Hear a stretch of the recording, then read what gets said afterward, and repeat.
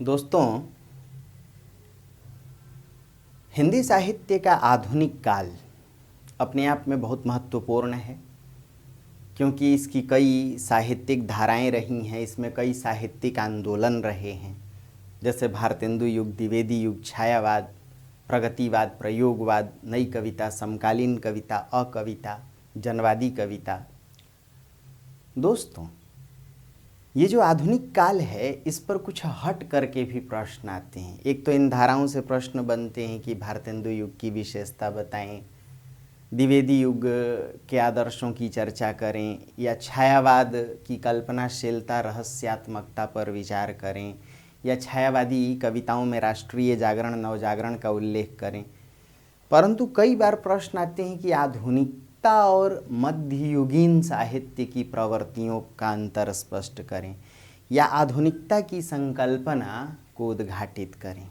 दोस्तों, ये जो आधुनिक काल है, इसकी शुरुआत देखा जाए तो शुक्ल जी ने विक्रम संवत 1900 से अब तक माना था। किसने? आचार्य शुक्ल ने विक्रम संवत से माना था शुरुआत, शुक्ल जी।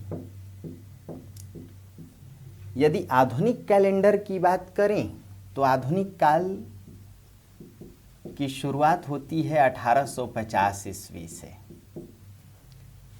या कुछ लोग ये भी मानते हैं कि 1800 ईस्वी से ही होती है, परंतु वहाँ फोर्ट विलियम कॉलेज की स्थापना हुई थी और इसलिए आप उसे 19वीं शताब्दी नाम दे सकते हैं। किंतु यह सही है कि आधुनिक काल की शुरुआत 19वीं शताब्दी से ही हुई, 1850 ईस्वी से ही हुई, यानी भारतेंदु युग से हुई। दोस्तों, आचार्य शुक्ल ने आधुनिक काल को गद्य काल नाम दिया था। क्यों यह नाम दिया होगा, इसे समझना कोई टेढ़ी खीर नहीं है, क्योंकि हिंदी साहित्य का जो आदि काल है, उसके पश्चात भक्ति काल, फिर रीति काल। यदि गौर फरमाएं आप तो इन तीनों धाराओं में कविता या पद्य जैसी विधा का बोलबाला था,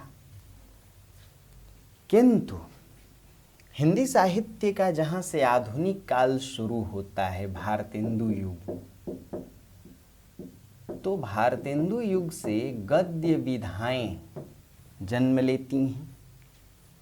अब यह भी समझना आसान है कि चूंकि भारतेंदु युग का जो साहित्य है वह राष्ट्रीय जागरण या नवजागरण से जुड़ जा रहा है। राष्ट्रीय जागरण का अर्थ पराधीनता के विरोध में राष्ट्रीय जनता को जगाने की कोशिश, यानी स्वाधीनता आंदोलन की प्रेरणा को जागृत करने के लिए राष्ट्रीय जनता जो अब तक सोई थी उसे झकझोर कर जगाने के लिए जो साहित्य लिखा गया, अतीत की प्रेरणा देते हुए अतीत के स्वर्णिम मूल्यों को प्रेरक बनाकर उन्हीं मूल्यों का फिर से उत्थान या पुनरुत्थानवादी दृष्टिकोण को ध्यान में रखकर अतीत के मूल्यों को यह बताते हुए कि अतीत में हम स्वर्णिम थे, श्लाघ्य थे, हम कभी जगे थे, वर्तमान में सो गए इसीलिए गुलाम हो गए। तो अतीत के उन्हीं मूल्यों को प्रेरणा बनाकर राष्ट्रीय जनता को जगाने के लिए, पराधीनता के विरोध में राष्ट्रीय जनता को एकल मंच पर लाने के लिए राष्ट्रीय जागरण या नवजागरण परक चेतना का प्रसार किया गया। जाहिर सी बात है, इस चेतना के प्रसार के लिए साहित्यकारों ने गद्य जैसी विधा का चयन किया और नाटक, उपन्यास, निबंध, आत्मकथा, जीवनी, संस्मरण, कहानी, इस प्रकार की गद्य विधाएं लिखी गईं। क्यों? क्योंकि जो कविता विधा थी या पद्य विधा बेशक मधुर थी, सुनने में बेशक उसमें मिठास हो, किंतु भावों और विचारों का उसमें सहज संप्रेषण नहीं किया जा सकता था। यही वजह है कि गद्य जैसी विधा को सहज मानते हुए आधुनिक काल में गद्य जैसी विधाओं को ही माध्यम बनाकर राष्ट्रीय जनता को नाटकों के माध्यम से, निबंध के माध्यम से, उपन्यास और कहानियों के माध्यम से कहीं न कहीं जगाने की कोशिश की गई। बिखरी हुई राष्ट्रीय जनता को अंग्रेजी पराधीनता, अंग्रेजी शोषण के विरोध में एकल राष्ट्रीय मंच पर लाने की कोशिश की गई। चूँकि गद्य विधा सहज होती है, यही वजह है कि उस समय की कम पढ़ी लिखी राष्ट्रीय जनता को गद्य जैसी विधा के माध्यम से आधुनिक काल के भारतेंदु युग के रचनाकारों ने, झकझोरने, जगाने की कोशिश की। और यही देखते हुए आचार्य शुक्ल ने आधुनिक काल को गद्य काल का नाम दिया और उन्होंने इस बात की चर्चा की कि आधुनिक काल में दो क्रांतिकारी घटनाएं घटीं, एक तो गद्य का विकास और दूसरी घटना खड़ी बोली का विकास। क्यों खड़ी बोली? उस समय की बृहत बोली थी या बृहत क्षेत्र में बोली जाने वाली एक प्रकार से संपर्क भाषा थी। इस भाषा के माध्यम से एक राष्ट्रीय भूभाग को, या यूं कहा जाए कि राष्ट्र की जनसंख्या के एक बहुत बड़े हिस्से को समझाया जा सकता था, जगाया जा सकता था। इसलिए गद्य जहाँ सहज विधा थी, वहीं खड़ी बोली संपर्क भाषा थी। फलस्वरूप आधुनिक काल में इन दोनों का प्रसार हुआ। और यही देखकर भारतेंदु जी ने एक बात लिखी थी 1873 में, कालचक्र की भूमिका में। कालचक्र एक मैगजीन है, उसकी भूमिका में उन्होंने लिखा, हिंदी नए चाल में चली। नए चाल का अर्थ गद्य की विधाओं में हिंदी का प्रसार हुआ। दोस्तों, सवाल है कि आधुनिक काल को गद्य काल कहा गया। यह आधुनिक काल किन अर्थों में पहले के भक्ति काल और रीति काल को मध्य काल कहते हैं, पूर्व मध्य काल और उत्तर मध्य काल, किन अर्थों में इन कालखंडों से भिन्न था आधुनिक काल? आधुनिकता का अर्थ क्या है? किस प्रकार आधुनिक साहित्य का जन्म हुआ? आइए इन मुद्दों को हम समझने की कोशिश करें। दोस्तों, यह माना गया कि हिंदी साहित्य में आधुनिकता एक संकल्पना का रूप लेकर के आई। यानी आधुनिकता के विषय में बात की जाए तो आधुनिकता एक संकल्पना है। किस प्रकार की संकल्पना है, जरा आइए विचार करें। यह माना गया कि जो आधुनिकता आई वह कई विचारधाराओं को लेकर के आई। उन विचारधाराओं में कहीं ना कहीं आप देखेंगे कि चार्ल्स डार्विन का प्रभाव रहा। उन विचारधाराओं में कहीं ना कहीं आप देखेंगे मार्क्स जैसे विचारकों का प्रभाव था। आप कहीं ना कहीं नीत्शे जैसे दार्शनिकों का प्रभाव देखेंगे। दोस्तों, इतना ही नहीं, फ्रायड जैसे विचारकों का भी प्रभाव लेकर आधुनिकता आई। यानी जो आधुनिकता है वह एक संकल्पना है। आधुनिकता एक जीवन शैली है। आधुनिकता एक विचारधारा है।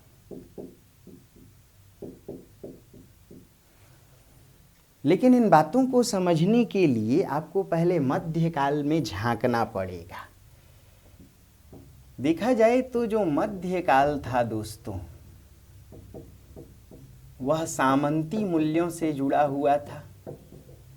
सामंती समाज से जुड़े साहित्य को ही मध्यकालीन साहित्य कहा गया। और जैसा समाज होगा वैसा साहित्य होगा। अब समझिए कि उस समय का समाज कैसा था। सामंती समाज के केंद्र में धर्म था। धर्म सामंती समाज के जीवन मूल्यों का नियामक था।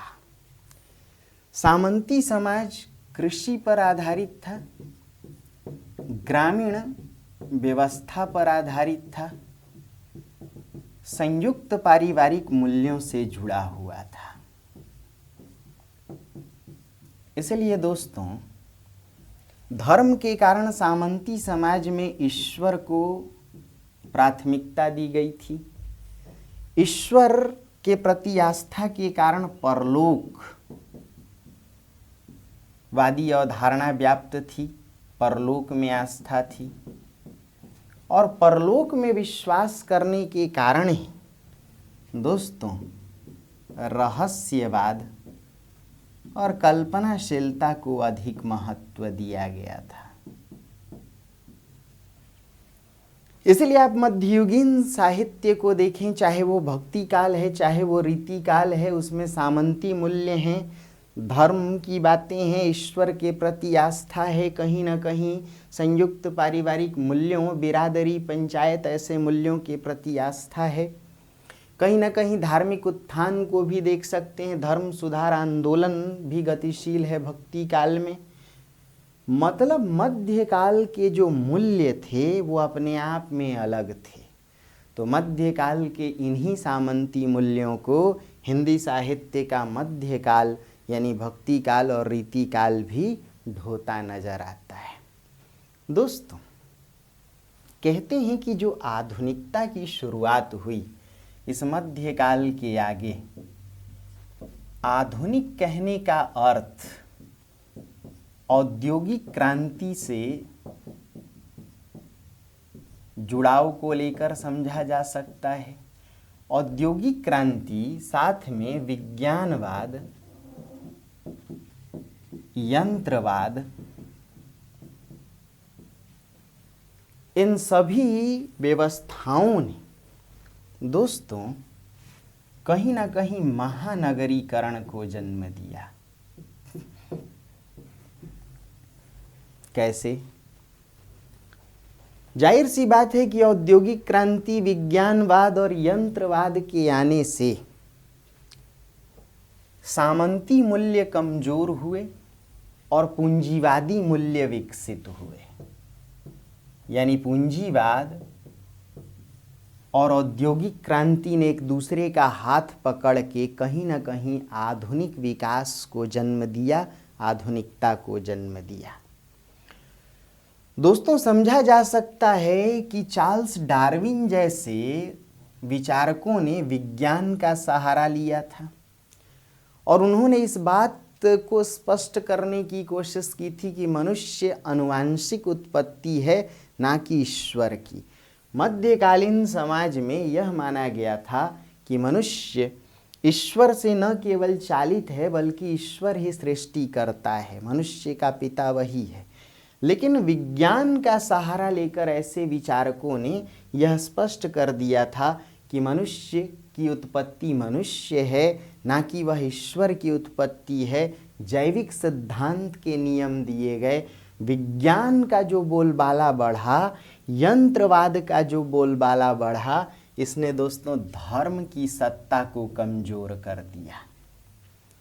जाहिर सी बात है कि जब पूंजीवाद, ध्यान से सुनिएगा, जब पूंजीवाद औद्योगिक क्रांति का सहारा लेकर, यंत्रवाद, विज्ञानवाद का सहारा लेकर साम्राज्यवादी प्रसार से जुड़ रहा था, जब पूंजीवाद, यंत्रवाद, औद्योगिक क्रांति का सहारा लेकर के साम्राज्यवादी विस्तार से जुड़ रहा था, ऐसे में कहीं ना कहीं कृषि पर उच्च मालगुजारी दर लगाने की कोशिश की गई। आप अगर इतिहास पढ़े हैं तो अंग्रेजों ने सबसे पहले हमारी ग्रामीण व्यवस्था पर कुठाराघात किया।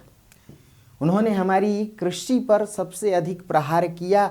एक तो कृषि पर उच्च लगान को लगाया, ऊपर से हमें खाद्यान्न फसल उगाने से मना किया और व्यावसायिक फसल जैसे नील, कपास, गन्ना उगाने के लिए एक प्रकार से हमें न केवल फोर्स किया बल्कि हम पर अपनी राय थोपी, एक प्रकार से बलात् हमें ऐसी खेती करने को विवश किया। जाहिर सी बात है कि कृषि पर उच्च मालगुजारी से कृषि अलाभकर हो गई। कैसी हो गई दोस्तों? अलाभकर। या फिर यूं कहें कि हमारी कृषि का शोषण करके ही अंग्रेजों ने, पूंजीवादी व्यवस्था ने उद्योग की स्थापना की। समझा जा सकता है कि सामंती समाज कृषि पर आधारित था, जबकि पूंजीवादी समाज उद्योग पर। ऐसे में अलाभकर कृषि के कारण ग्रामीण व्यवस्था का विस्थापन हुआ और इसने शहरीकरण या महानगरीकरण को जन्म दिया। जाहिर सी बात है कि ग्रामीण व्यवस्था के विस्थापन से संयुक्त पारिवारिक व्यवस्था भी टूटी और इसने दोस्तों एकल पारिवारिक व्यवस्था को जन्म दिया। अब बात को पकड़िएगा। जैसे एकल पारिवारिक व्यवस्था आई, यानी देखिए आधुनिकता कुछ और नहीं, एक संकल्पना है, एक जीवन शैली है। आधुनिक विकास का अर्थ औद्योगिक क्रांति के जन्म से, विज्ञानवाद, यंत्रवाद के जन्म से है। किस प्रकार पूंजीवादी शक्तियों ने ग्रामीण व्यवस्था को तहस नहस किया, कृषि आधारित व्यवस्था, स्वनिर्भर व्यवस्था को चौपट किया, संयुक्त पारिवारिक व्यवस्था का ह्रास हुआ, महानगरीकरण का जन्म हुआ। ग्रामीण व्यवस्था की जगह, धर्म की जगह दोस्तों विज्ञानवाद का जन्म हुआ। और फिर हम देखते हैं कि शहरों में संयुक्त पारिवारिक व्यवस्था विस्थापित होकर एकल पारिवारिक व्यवस्था का रूप ली। इसने व्यक्तिवाद को जन्म दिया। किसे जन्म दिया दोस्तों?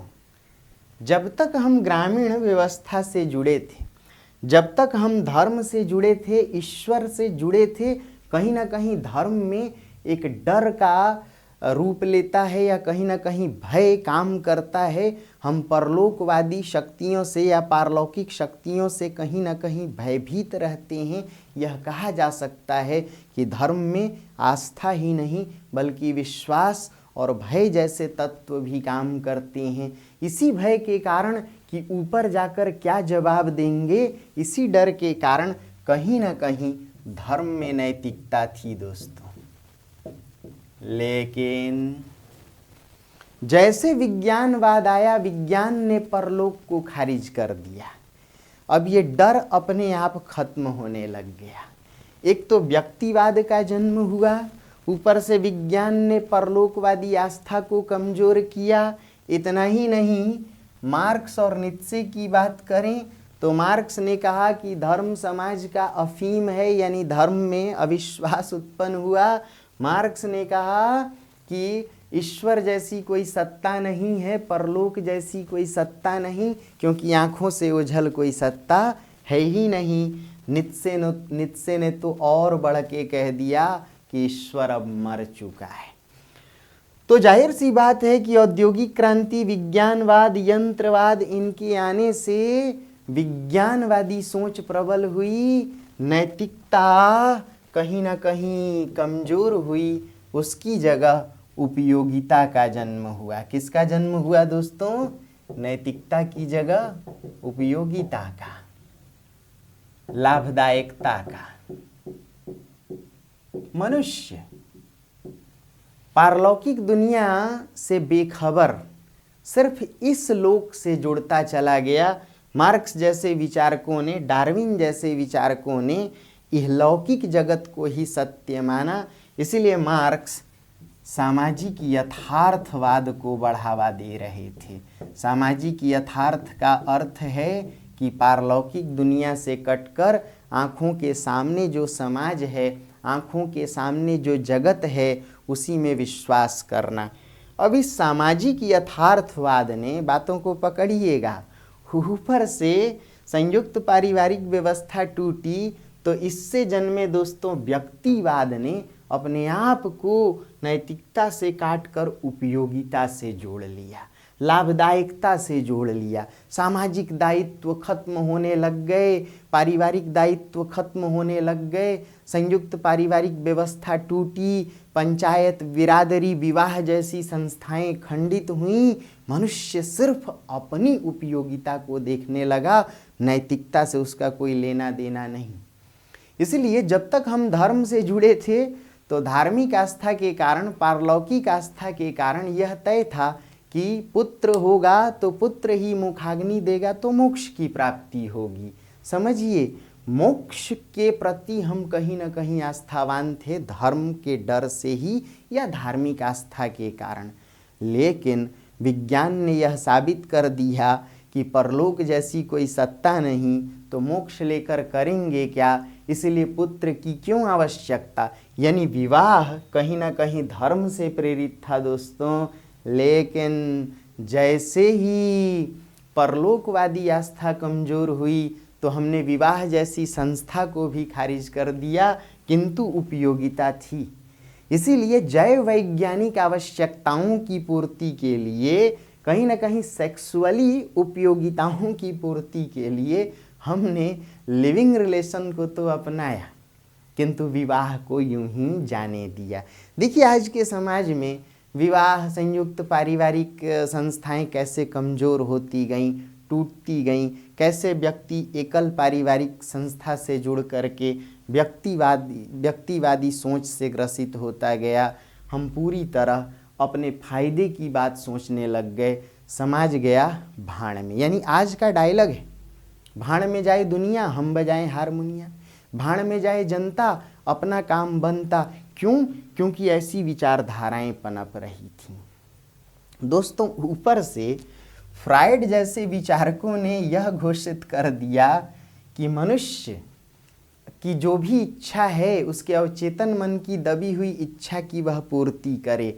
अब अवचेतन मन की दबी इच्छा यानी काम कुंठा, उस काम कुंठा की पूर्ति के लिए मनुष्य चाहे जो भी मन करे वो करे।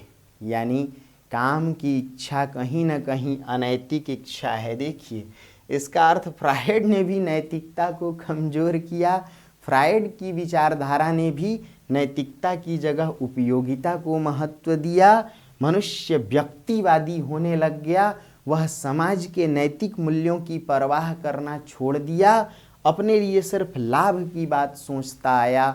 और यही वजह है कि इसने महानगरीकृत जीवन परिस्थितियों को जन्म दिया। महानगरीकृत जीवन परिस्थितियों को ही दोस्तों आप चाहें तो आधुनिक भावबोध कह लें। बोर्ड पर शायद आपको दिख रहा होगा, ये जो आधुनिक भावबोध है ये कुछ और नहीं, महानगरों में एक तो ग्रामीण व्यवस्था विस्थापित हुई, शहरों में बसी।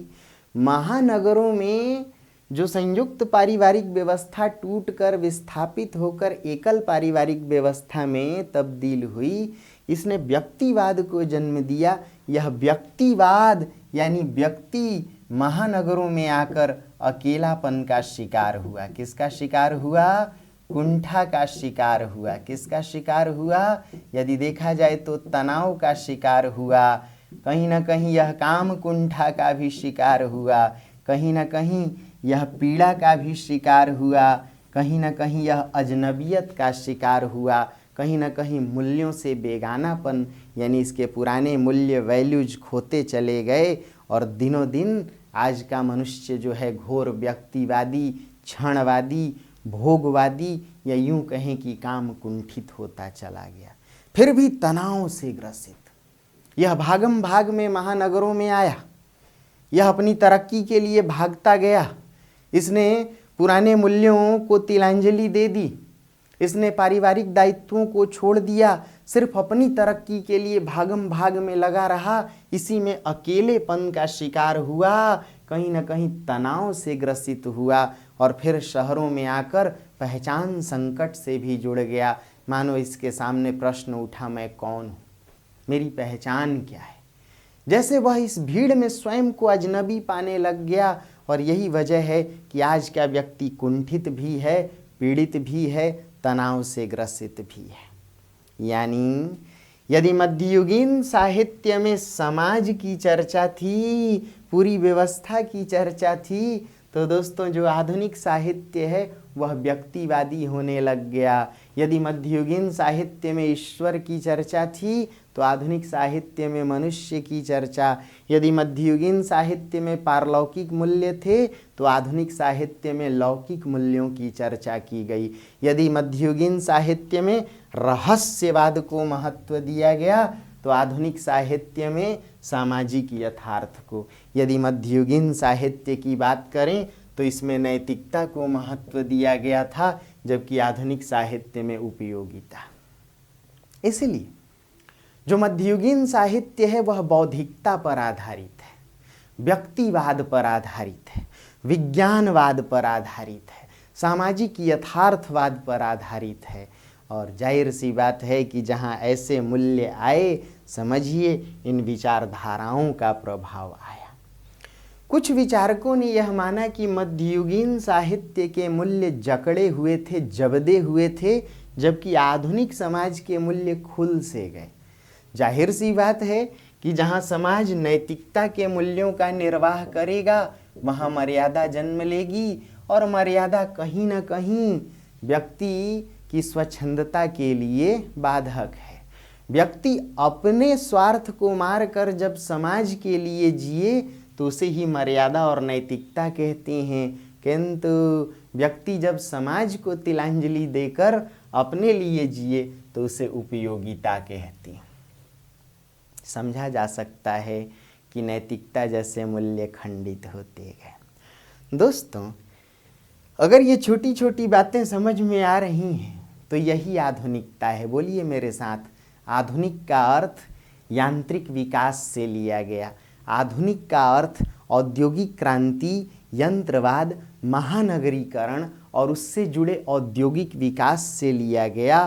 किंतु इस विकास से उत्पन्न जो महानगरीकृत जीवन शैली थी, जिस जीवन शैली में अकेलापन हो, कुंठा हो, तनाव हो, उपयोगिता हो, नैतिकता के लिए कोई जगह नहीं हो, जहाँ मानवीय संवेदनाएं एक एक करके खत्म होती जा रही हों, जहाँ व्यक्ति सिर्फ अपने लिए जीता हो, जहाँ स्वार्थ को एक प्रकार से गति मिले, जहाँ जीवन तनाव से जर्जर हो, अजनबियत का शिकार हो, तो ऐसे मूल्यों को ही आधुनिक भावबोध या आधुनिकता कहते हैं। अर्थात आधुनिक विकास की प्रक्रिया है और आधुनिकता उस विकास से जन्मे जीवन शैली का नाम है। इसलिए आधुनिकता एक संकल्पना है, जीवन शैली है। मध्ययुगीन साहित्य से आधुनिक साहित्य इसी अर्थ में अलग भी हुआ।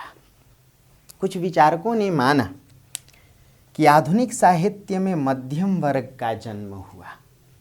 किस प्रकार, मिटा रहा हूँ, फोटो क्लिक किया होगा आपने, 2-3 बार सुनिएगा, सारी बातें याद हो जाएंगी। कुछ विचारकों ने माना कि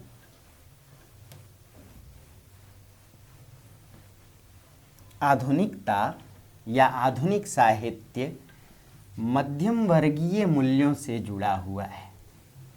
अब ये मध्यम वर्गीय मूल्य का क्या अर्थ है दोस्तों?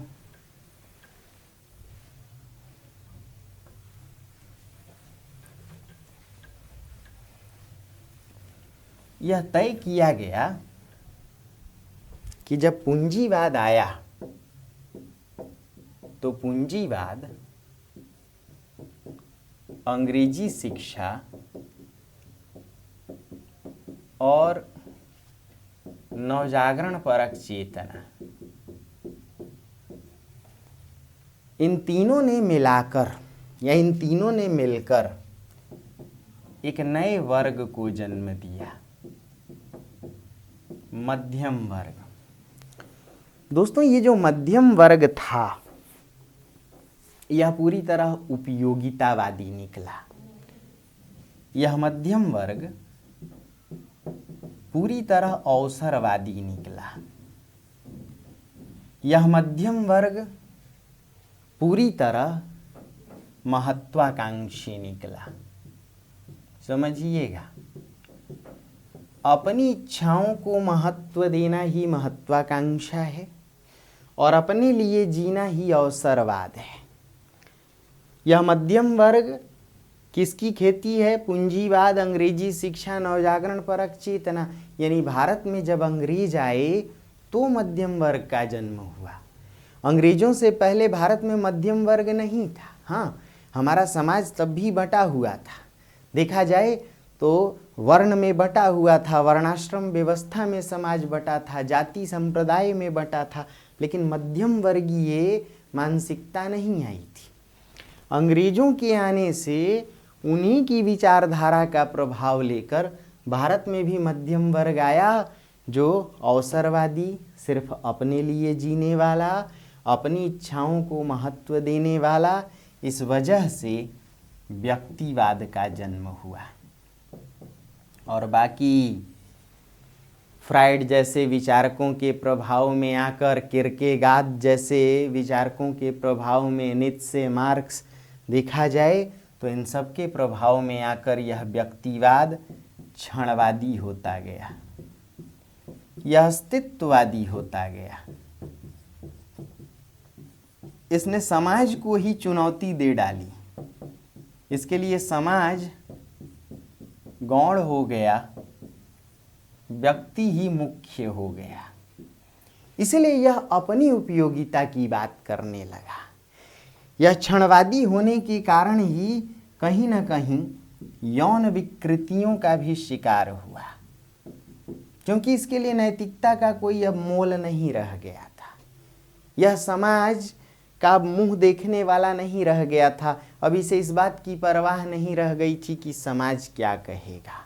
इसलिए यह घोर यौन भावों में जीने वाला, यौन विकृतियों में जीने वाला आज का व्यक्ति महानगरीकृत परिस्थितियों का शिकार, महानगरों में आकर तनाव कुंठा से ग्रसित, और उसके बाद भी वह अपनी ही पहचान ढूंढने वाला, अजनबियत का शिकार, और कहीं न कहीं पहचान संकट से जूझता चला गया।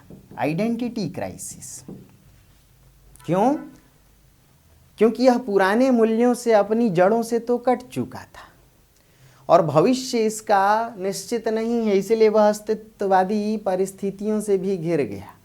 यह माना गया अस्तित्ववाद कुछ और नहीं जिसका भविष्य निश्चित न हो, वर्तमान खतरे में हो और अतीत से कटा हो। तो ऐसे में निरर्थकता बोध, एब्सर्डिटी जन्म लेती है।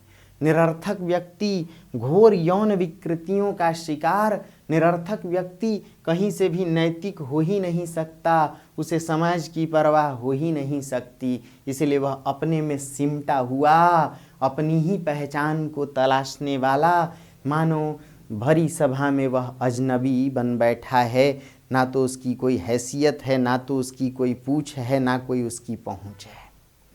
तो यह माना गया कि आधुनिकता, आधुनिक विकास से उत्पन्न वह जीवन शैली है जहां आज का व्यक्ति घिस रहा है, वह अपने आप में संघर्ष कर रहा है, वह आत्म संघर्ष का शिकार है, वह कश्मकश का शिकार है। अब आप जितनी भी रचनाएं, चाहे मुक्तिबोध की रचनाओं को देखें, चाहे अज्ञेय की रचनाओं को देखें, या फिर आप छायावादी रचनाओं को देखें, तो इन सभी रचनाओं में कहीं व्यक्तिवाद है, कहीं आत्मसंघर्ष है। आप एक दुनिया समानांतर की जितनी कहानियाँ पढ़ें, चाहे खोई हुई दिशाएं हों, चाहे एक और जिंदगी हो, इन सभी रचनाओं में कहीं आप देखेंगे कि पहचान संकट की समस्या है, अजनबियत की समस्या है, कहीं तनाव है। जैसे मानो आज का व्यक्ति खोज रहा है एक और जिंदगी, किंतु उसे वह दूसरी जिंदगी भला इस जिंदगी में कैसे मिले। इसीलिए वह पीड़ित है। वह जिंदगी और जोंक की तरह उसे यह मालूम नहीं कि जिंदगी मेरे साथ जोंक की तरह लिपटी हुई है या मैं जिंदगी के साथ जोंक की तरह चिमटा हुआ हूँ। वह किस तरीके से येन केन प्रकारेण बस जी रहा है, उसे मालूम भी नहीं क्यों जी रहा है। सर्वेश्वर दयाल सक्सेना ने लिखा, कैसी विचित्र है यह जिंदगी जिसे मैं जीता हूँ। एक फटा पुराना कपड़ा जो और फटता चला जाता है ज्यों ज्यों इसे सीता हूँ। जब भी काढ़ने चलता हूँ इस पर कोई सुंदर फूल, तब तब पैबंद लगाता हूँ और इस तरह तैयार करता जाता हूँ एक लबादा जिसे हर बार ओढ़ने से थर्राता हूँ, फिर भी ओढ़ता चला जाता हूँ। सर्वेश्वर दयाल सक्सेना की ये कविता उस तनाव को उद्घाटित करती है, ओढ़ी हुई जिंदगी को उद्घाटित करती है, अजनबियत, कसमकश, आत्मसंघर्ष को उद्घाटित करती है। यदि मुक्तिबोध की कविता ब्रह्म राक्षस को देखें तो ये ब्रह्म राक्षस कोई और नहीं, आज का मध्यम वर्ग है जो पीस रहा है। इसलिए लिखा मुक्तिबोध ने, यह मध्यम वर्ग है रे कृतदास। फिर उन्होंने लिखा कि जो भी है उससे बेहतर चाहिए, पूरी दुनिया को साफ करने के लिए एक मेहतर चाहिए, पर मैं वो हो नहीं पाता, क्योंकि व्यक्ति और समाज के बीच ये संघर्ष जारी है। इसलिए आज का व्यक्ति यदि उनकी कविता की नज़र से देखें कि वह पिस गया भीतरी और बाहरी दो कठिन पाटों के बीच, ऐसी ट्रेजेडी है नीच। जरा सोचिए, आप अज्ञे की कविता असाध्य वीणा को भी देखें तो किंतु उस स्पंदित सन्नाटे में मौन प्रियंवद साध रहा था, वीणा नहीं स्वयं अपने को शोध रहा था। यह व्यक्ति अपने में सिमटा हुआ है, अपना ही शोध कर रहा है। इसलिए आप अज्ञे की कविताओं में भी घोर व्यक्तिवाद देखेंगे। उस व्यक्तिवाद को यदि आप बौद्धिकतावाद का नाम दें तो भी कोई हर्ज नहीं। इसलिए मुक्त अज्ञे लिखते हैं कि हम नदी के द्वीप हैं, स्थिर समपर्व है हमारा, किंतु हम बहते नहीं, बहना रेत होना है, हम बहेंगे तो रहेंगे नहीं।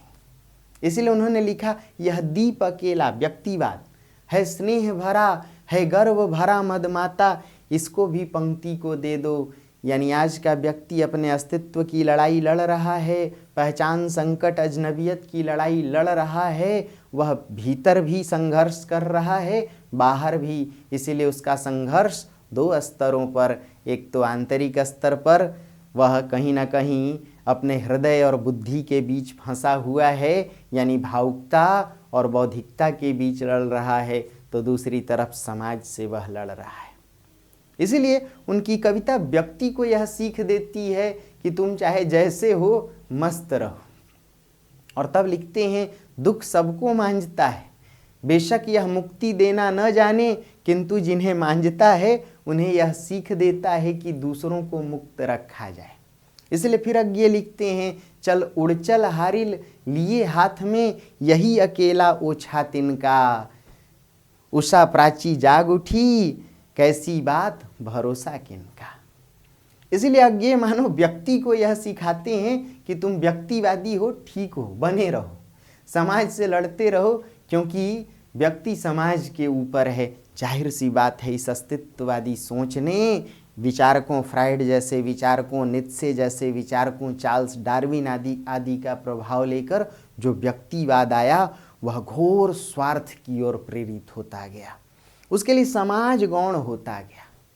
इसलिए अज्ञे की कविता कहती है, जो पुल बनाएंगे वह अनिवार्यतः पीछे रह जाएंगे, सेनाएं हो जाएंगी पार, जयी होंगे राम, मारे जाएंगे रावण, जो निर्माता हैं वो इतिहास में बंदर कहलाएंगे। यानी अपने यहाँ जो समाज है, बानरी समूह, वह तो बंदर की तरह है, बंदर भालू की तरह है। उसकी पूंछ कहाँ है? यहाँ पूंछ तो व्यक्ति की है। आधुनिक साहित्य में व्यक्ति ही केंद्र में है, मध्ययुगीन मूल्य, मध्यम वर्गीय मूल्य ही केंद्र में है। यानी सामंती समाज देखा जाए तो धर्म को प्रश्रय देता है, मध्ययुगीन साहित्य में इसी धर्म की चर्चा है, मध्ययुगीन साहित्य में पूरे समाज की चर्चा है, नैतिक मानवीय मूल्यों की चर्चा है।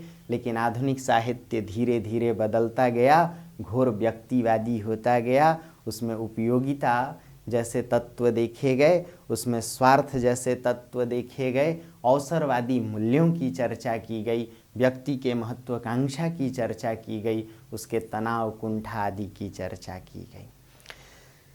इन बातों से आप दो चीज़ें समझ सकते हैं। एक कि आधुनिकता का अर्थ क्या है।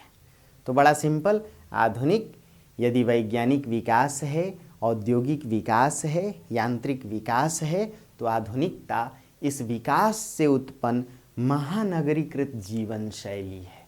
उसे ही आप आधुनिक भावबोध कह लें, उसे ही आप आधुनिक जीवन शैली यानी आधुनिकता आज की जीवन शैली है जिसे हम लोग जी रहे हैं, जिसमें अकेलापन, व्यक्तिवाद, तनाव, कुंठा, उपयोगिता, अजनबियत, पहचान संकट, मूल्यों से बेगानापन जैसे तत्व देखे जा सकते हैं।